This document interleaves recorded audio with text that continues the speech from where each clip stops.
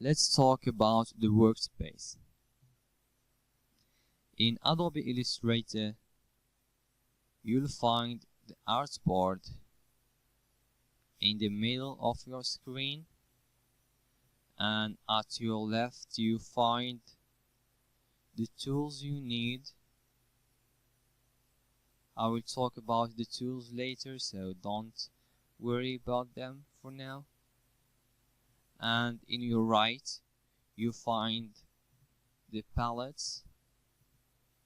I will also talk about them in a later section. And in the top you find your menu bar here